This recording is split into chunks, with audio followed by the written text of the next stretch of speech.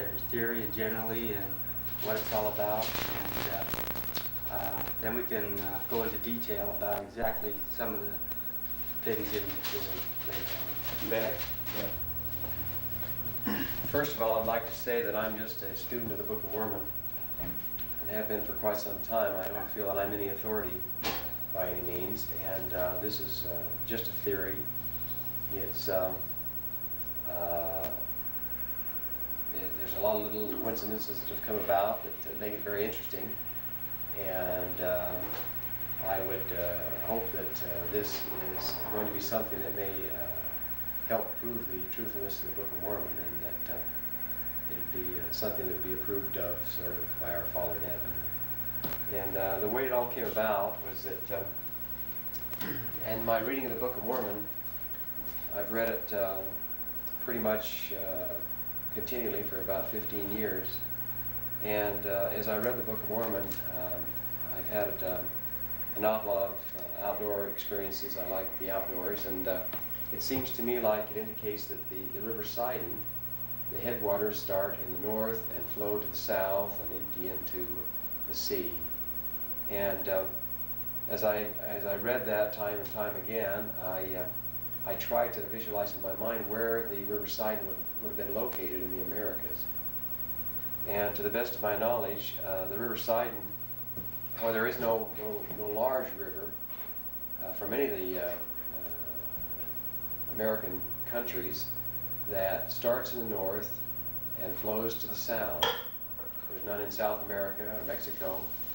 There is only one place that I can find where the major river in the country starts in the north and flows to the south, and that's in the United States, where it starts up here in the Great Lakes area and flows on down and empties out in the Gulf of Mexico. And so as I read, I thought, well, I'll just go ahead and play like that is the River Sidon and see if it fits. And so I also came up with the idea that I'm also kind of a nut on records. And so I decided I would go through my Book of Mormon and mark the different locations in the book that had to do with any land identification information. And so I went through and I marked my book. I used different color pens. And I marked my book with a bright yellow that would have any information that was directly passed on from God or the Savior.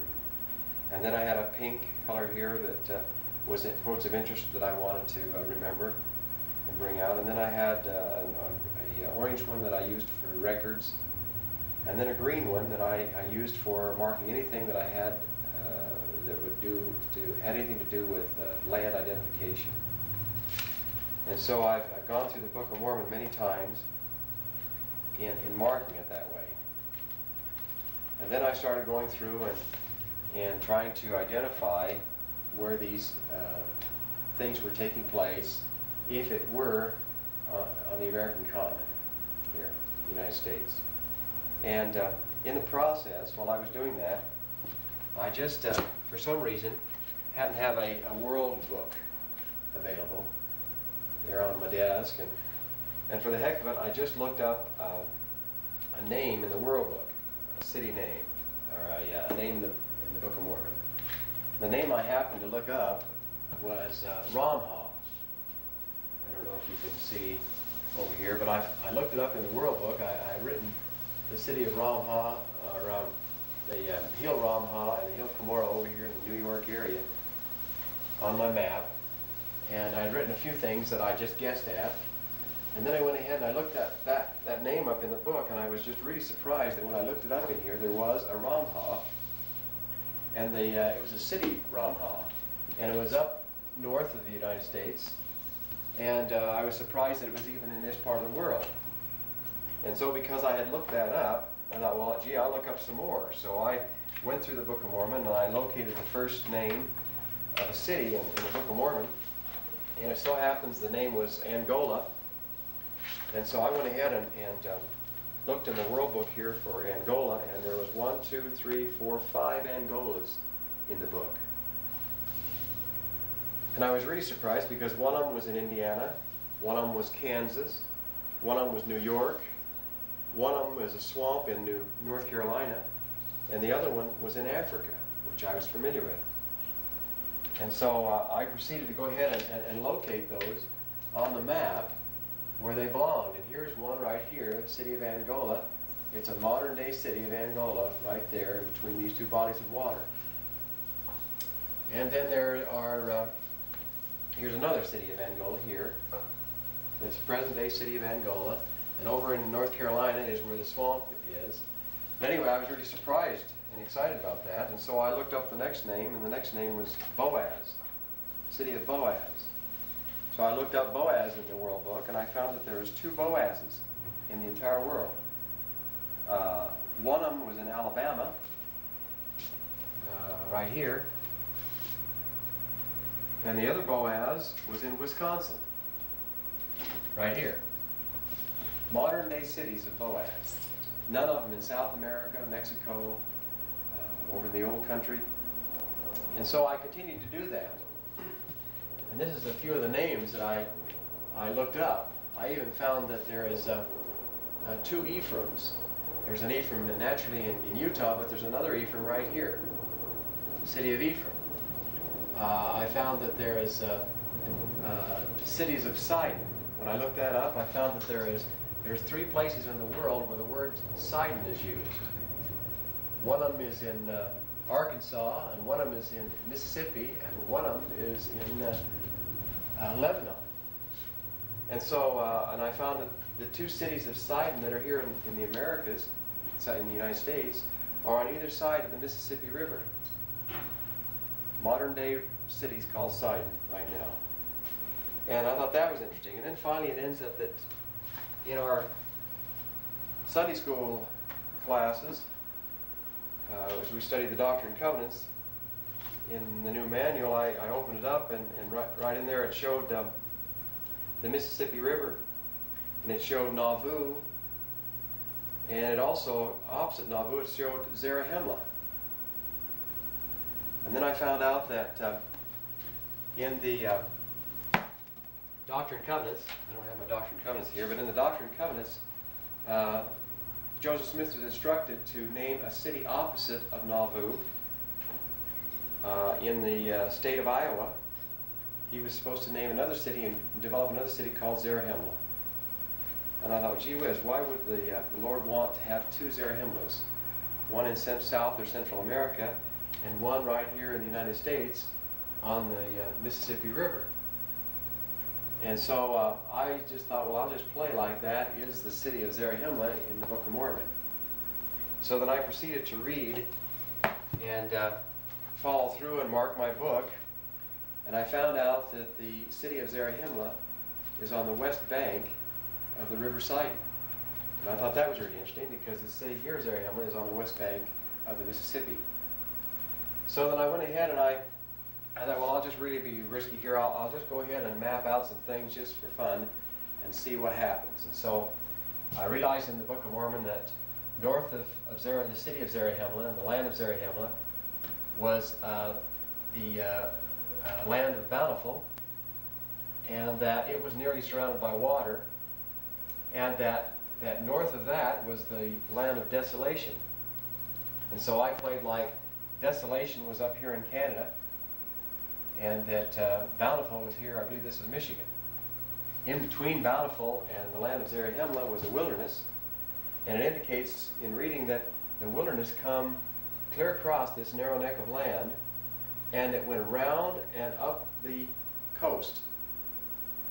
Well, if there was a wilderness and it went across the land, it would be difficult for it to go up and up the coast on the other side. Anyway, so I put that wilderness in there just to play with it and see what happened.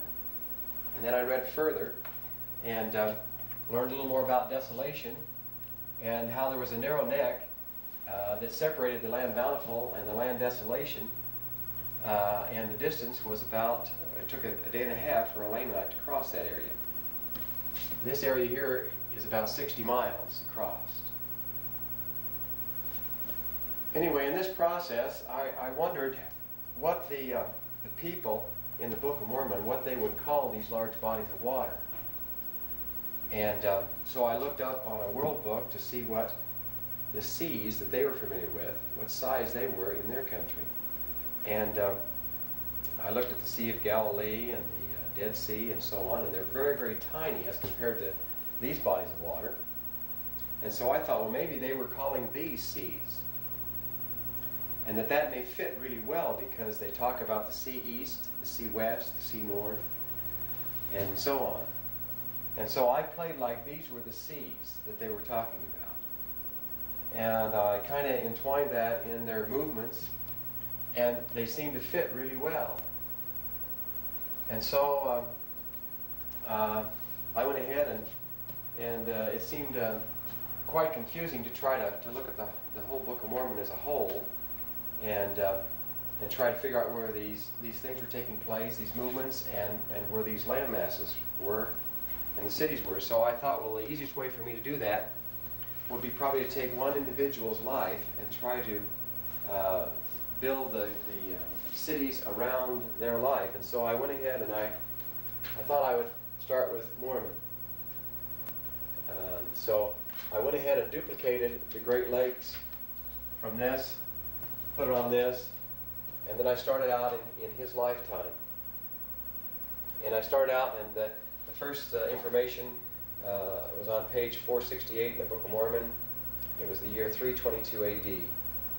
And Ammoron hides the records that he has in charge of him in the hill Shem, S-H-I-M, in the land of Antum. And I think that's kind of important, and as we go on, you'll see maybe that has an important tie-in. The next thing is in 468, page 468, the year 322, Mormon, at 11 years old, is carried by his father into the land southward, even to the land of Zarahemla. So evidently he was in a land that was north, and he came down into this land, wherever that was, and the land was Zarahemla, not the city Zarahemla, but the land of Zarahemla. But he was brought from the north. The next thing here is that in 322 also, war begins in the borders of Zarahemla by the waters of Sidon. So there's wars that are in Zarahemla, either the city or the land, but they're by the headwaters of the river Sidon. And so this is the area of the headwaters of Sidon. And so that kind of fit in. The next thing happens is that says that the Nephites retreat towards the north countries and take possession of the city of Angola. So evidently the Lamanites are coming against this area, wherever Zarahemla is, and they're pushing the people out of Zarahemla into the north country, and they take possession of the city of Angola. Okay? Well, if they were to leave this area and head north, and I would think that possibly the reason they would go this direction is because it's surrounded by water, and they were outnumbered, and they could have a better control of defending themselves. And it just so happens, it's kind of funny, but if you were to leave this area and head this direction, there is already a present-day city, Angola, there. And I thought that was really interesting. As a matter of fact, somewhere in this study here, I thought, well, I'm going to call the different states and try to find out where those names originated. And so in the process, I was going through my maps. I'd gone through some detailed maps here. I went and got some more detailed maps that shows more cities and things like this. And I even got a magnifying glass, and I was going through here looking around trying to locate the hill Cumorah in this area. And as I was doing so, I noticed a lake right here in New York. I don't know if you can see that, but I looked at that with my magnifying glass. I just had to get close, and the name of that lake is Oneida. And that excited me because I knew there was some Oneidas in the Book of Mormon.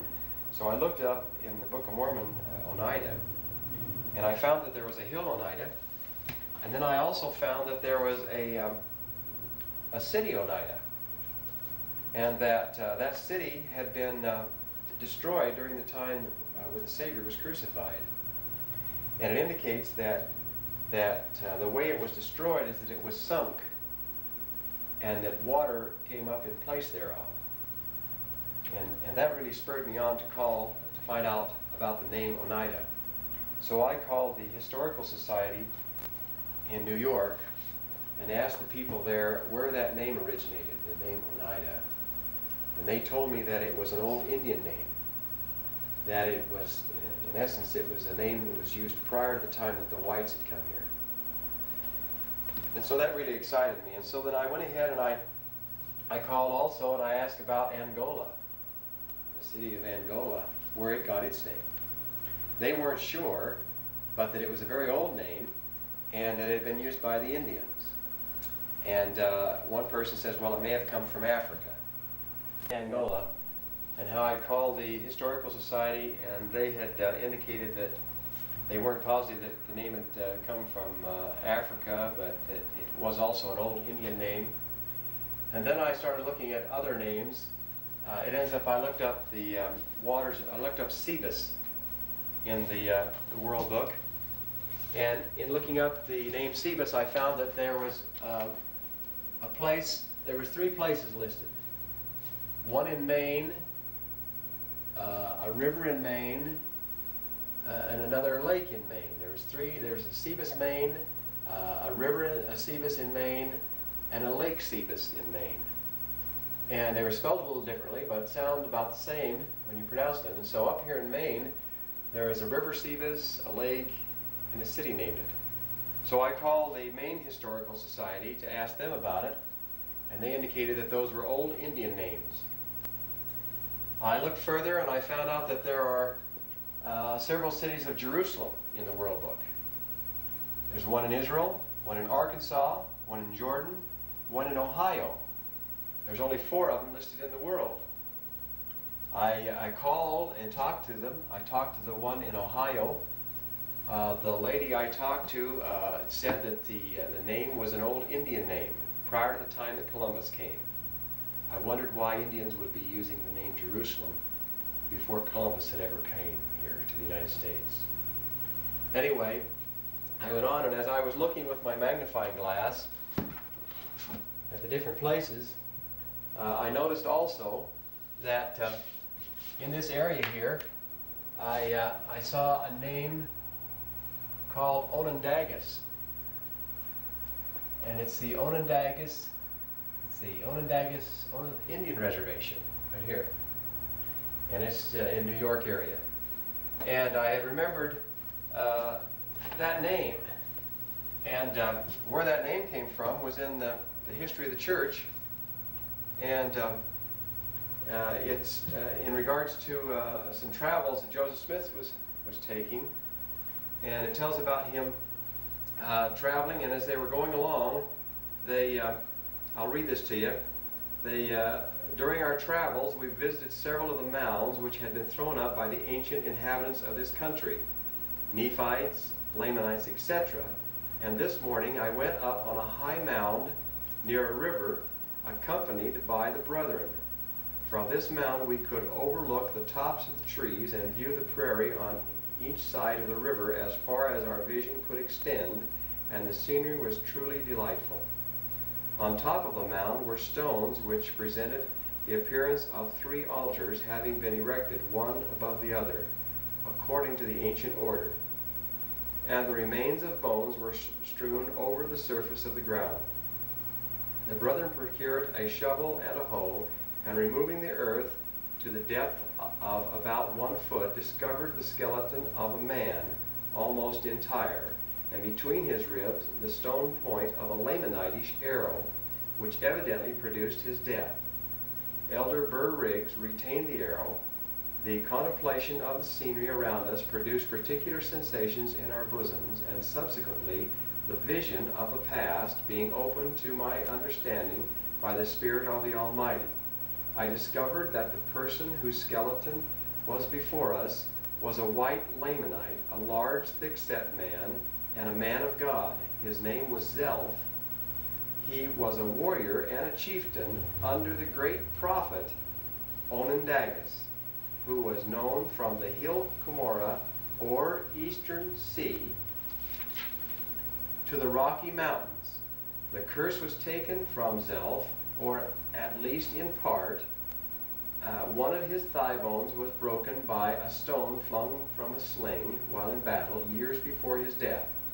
He was killed in battle by the arrow found among his ribs during the last great struggle of the Lamanites and the Nephites. Now I thought there's several things very interesting in this.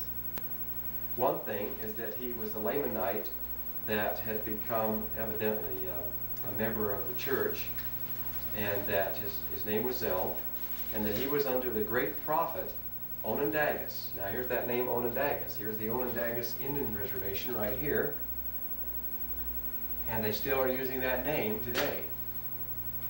And the next thing is that this prophet Onondagas was known from the hill Cumorah, which is right here, and it says, or the eastern sea. This is the eastern sea of the Great Lakes, to the Rocky Mountains, clear out to here. And another thing it indicates is that this fellow Zelph was killed during the last great struggle of the Lamanites and the Nephites. And that's in this general area, where that struggle and the last battle evidently took place, according to this, at least to my understanding.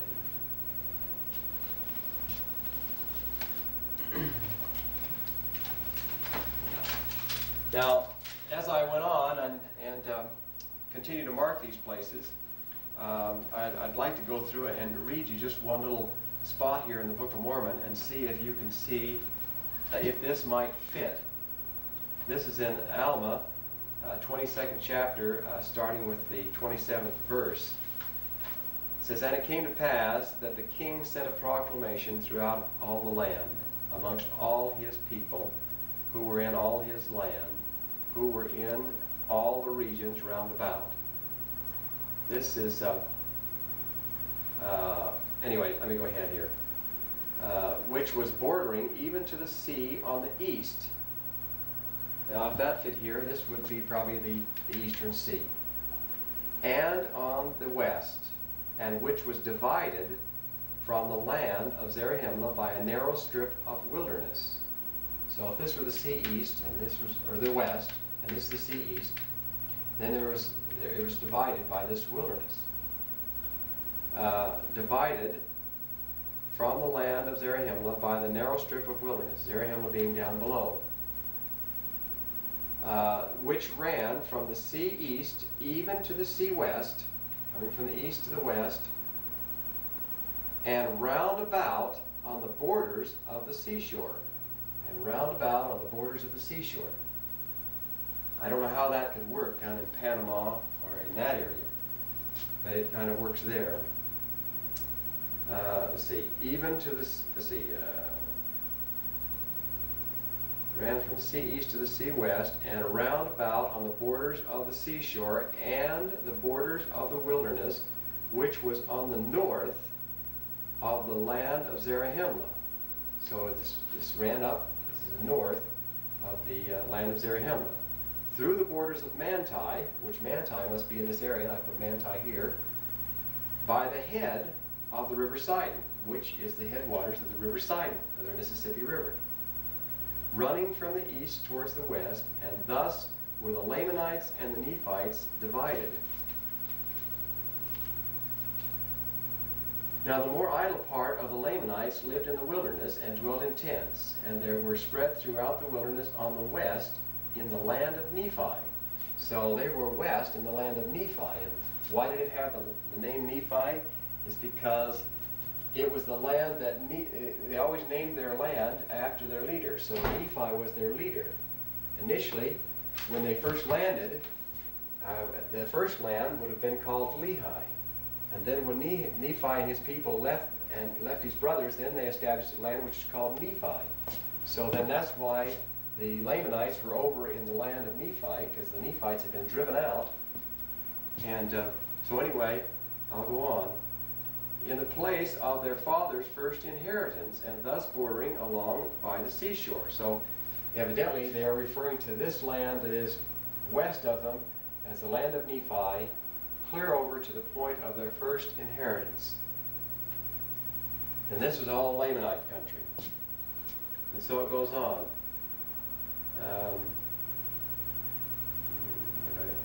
And thus bordering on by the seashore. And also there were many Lamanites on the east by the seashore, where the Nephites had driven them.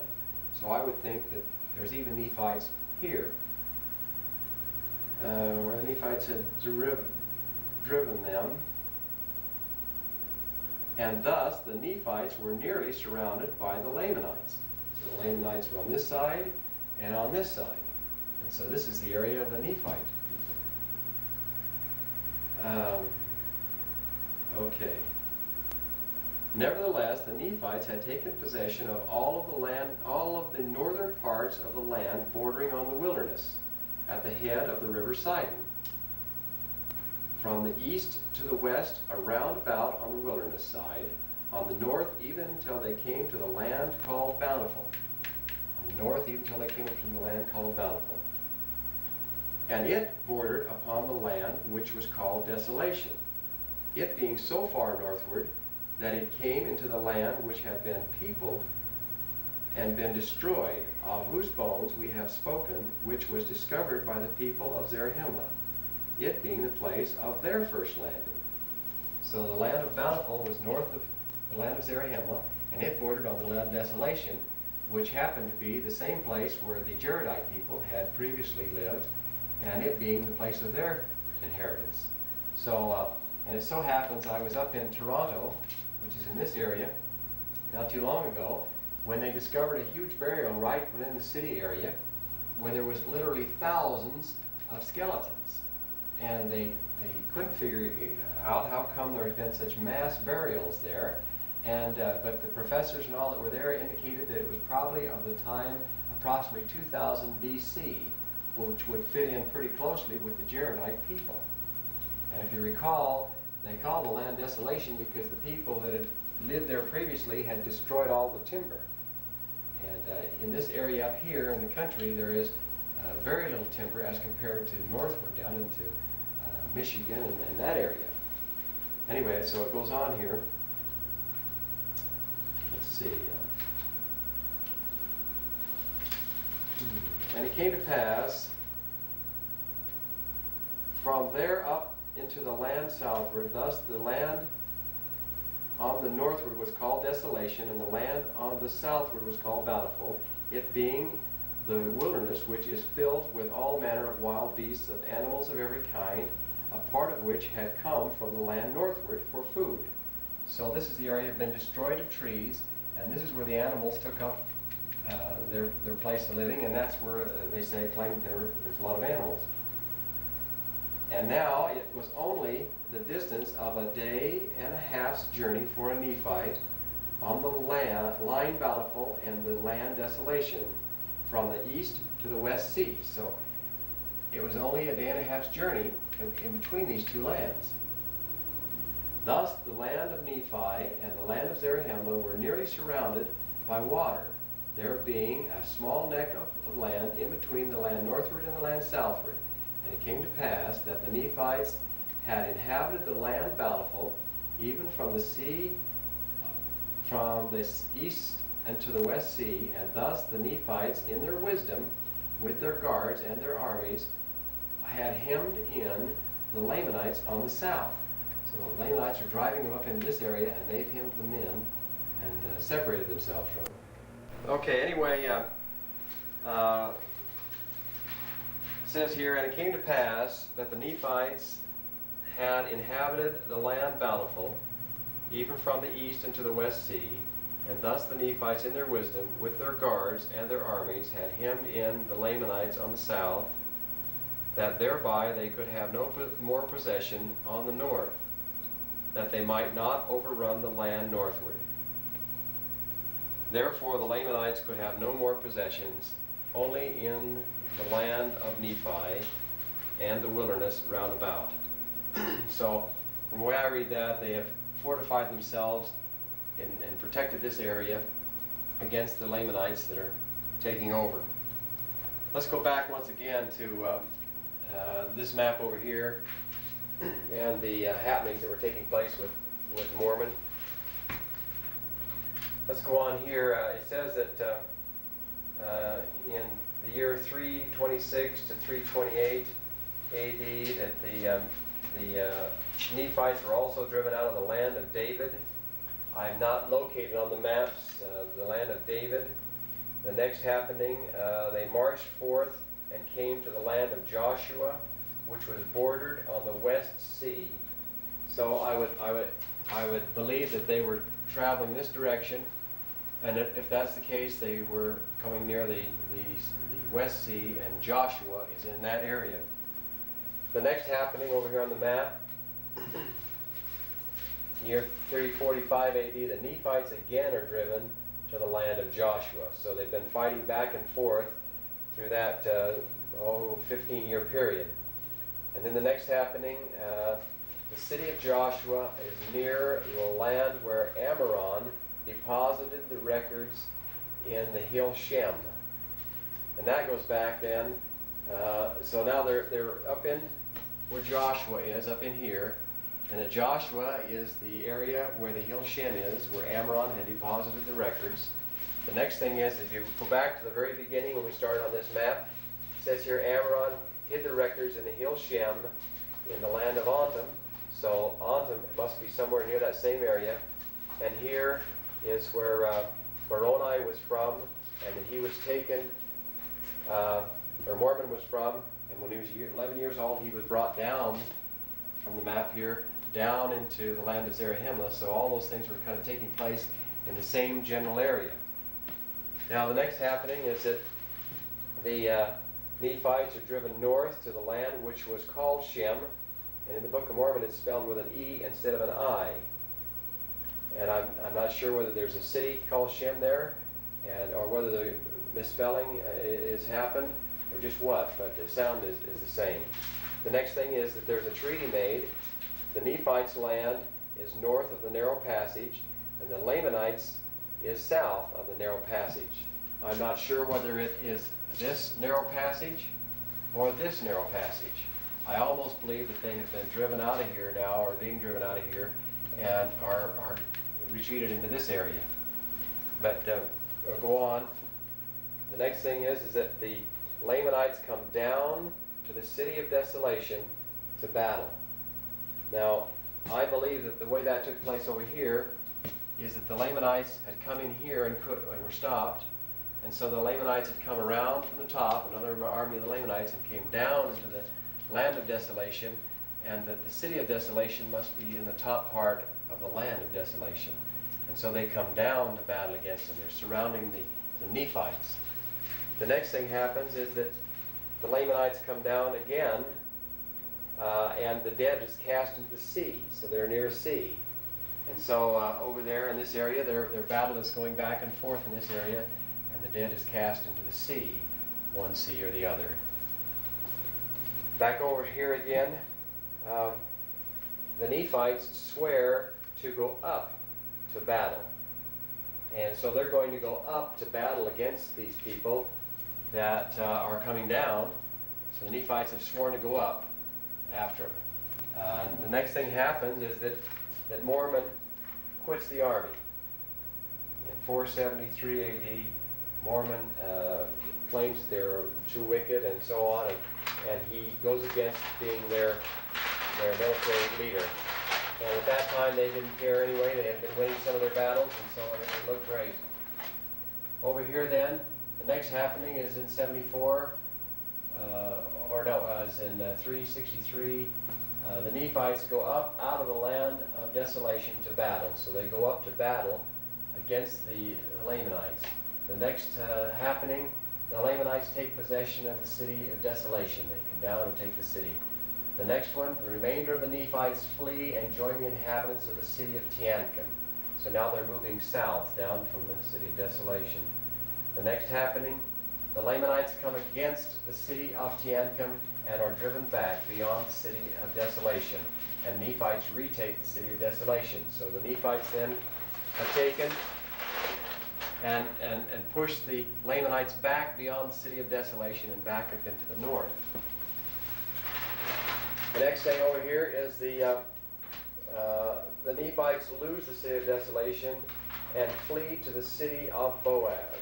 The city is held until the Lamanites come the second time. And then finally the Nephites flee from town and villages. So now I would imagine that over here the Lamanites have finally pushed them and are pushing them down through this area, through the cities in this area. And they're fleeing from one city to the next. Mormon then, in this period of time, returns. He sees that the Lamanites were overthrowing the land and takes the records from the hill Shem, which Amram had deposited.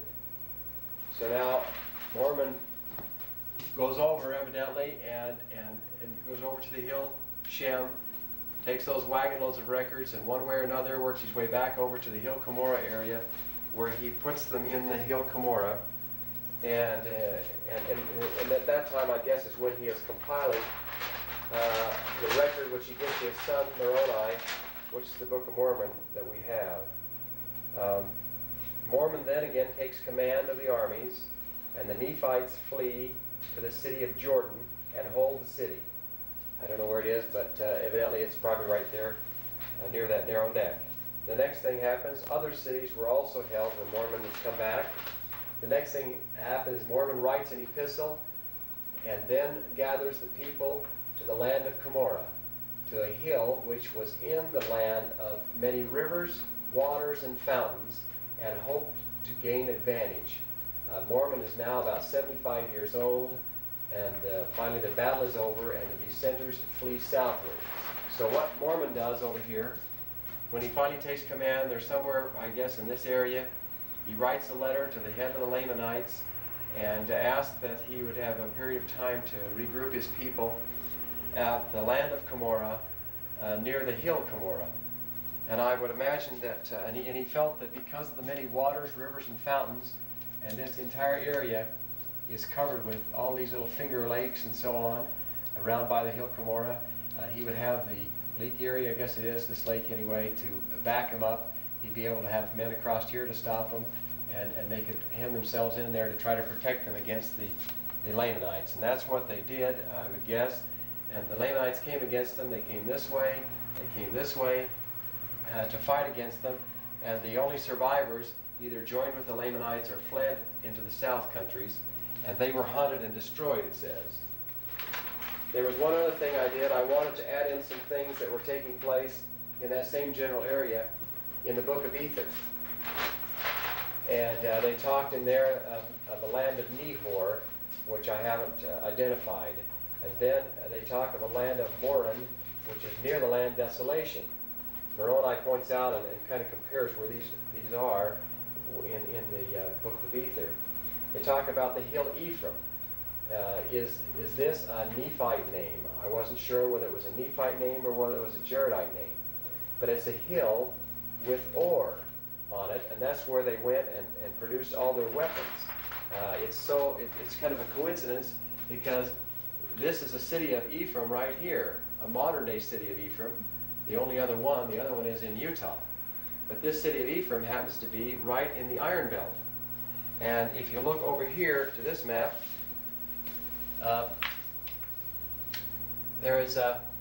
here's where Ephraim is, and this whole area is the Iron Belt. All through here is the Iron Belt. As a matter of fact, right in here somewhere is a mountain that's called, right here, called Iron Mountain. And so it kind of fits in well with an area where there would be ore to produce weapons with. And then back over here, it says that they returned to the city of Nehor. The next thing happens is they passed by the hill Shem, by where a place, the hill Shem, by a place where the Nephites were destroyed. Thence they went eastward to the sea Ablon, or to the eastward to Ablon by the seashore. So they passed by the same hill Shem that probably was the same hill over here that Amram had hid the records in, and that Mormon went and gathered the records up from. But the Jaredites had come by there, and Moroni in the book of Ether refers to that same land identification. And then it says here that the Jaredite people fled toward the land southward, which was called by the Nephites Zarahemla. So in this particular time, when they're having their war, they fled southward down into the land which the Nephites called Zarahemla. And so that kind of fits in the Jaredite record. And that most people know that this general area, I believe it's understood that this general area is the area where the Jaredite people landed. And I think most people agree with that. If that's the case, it fits in right well with the last battles of the Book of Mormon and the Nephite people. And then they built a great city by the narrow neck of land where the sea divides the land. I don't know really where that would be, but the Jaredite people evidently built a city somewhere where the sea divides the land. And there's a lot of places that would fit into. There was one more thing I wanted to talk about, and when you talk about the people traveling and during their wars and leaving from one land to another, one place to another, one city to another, I did something with the use of the history of the church. I just plotted out the travels of the people. I started up here in Kirkland, Ohio, and in reading this, I could tell how many miles they traveled in a day, and I tried to plot this on the map. You get that, Mike? And for example, this first day they left Kirkland and they went 27 miles. The next day they went 23 miles. They rested a day, it might have been Sunday, and then they went 12 miles.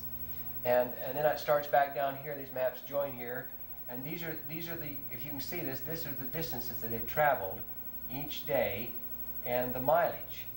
And so you can see how they traveled. They traveled all the way down here into to Kansas City, to Missouri, into this area. But you can see how they travel and how long it takes them to travel. And the interesting thing is that they were using the same mode of travel as the Book of Mormon people were using.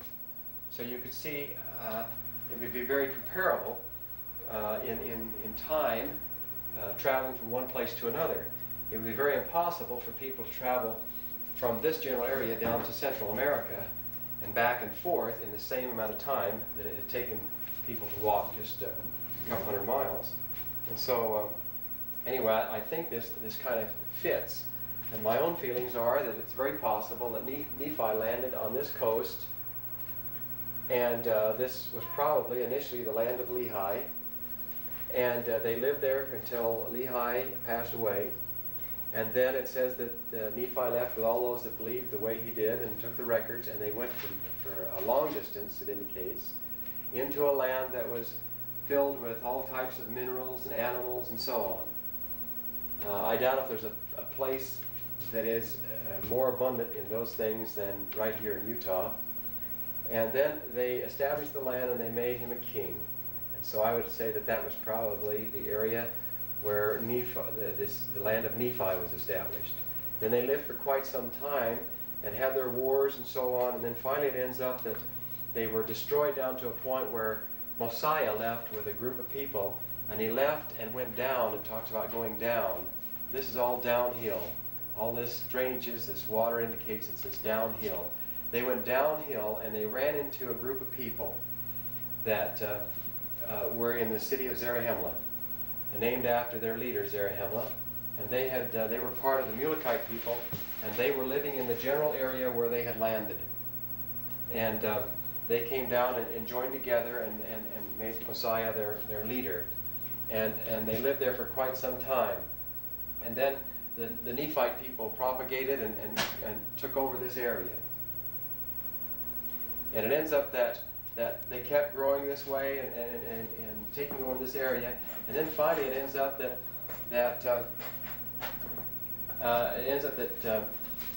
King Limhi, the people wanted to go back and establish actually in their land of their inheritance. They wanted to go back in the land of Nephi and establish that. And so that part of them did go back and establish that. But anyway, I feel that that's possibly what has taken place. And anyway, I offer this as just merely as a theory.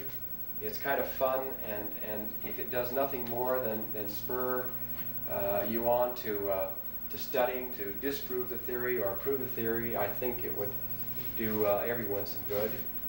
If it has the potential of enhancing the truthfulness of the Book of Mormon and helping people to understand it more, that would be my goal.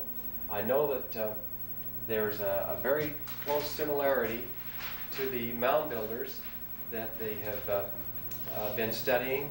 The mound builders all lived down through the Mississippi Valley area, and they lived at two different periods of time. The more ancient ones they claim were a more, I guess, progressive and more civilized people. They claim that some of these mounds that they built back in this area were built which parallel the time of the Book of Mormon, and that some of those mounds that were created were so huge and so perfectly built that it would take top quality engineers of today to be able to try to duplicate them. They have found rock boxes, they have found rock burial vaults, and all kinds of things in this mound builder culture. And I wouldn't be a bit surprised if those don't tie together very well with the Nephites and Lamanites, and I would like to work towards proving or disproving that. But anyway, I just offer this as a theory, and I appreciate you listening to it. Okay. Any questions, Mike? Yeah. In the area where Utah is, I understand that was an area where the earthquakes and so on took place. Can you tell? Well, I have some theories along that line, and they're just strictly theories.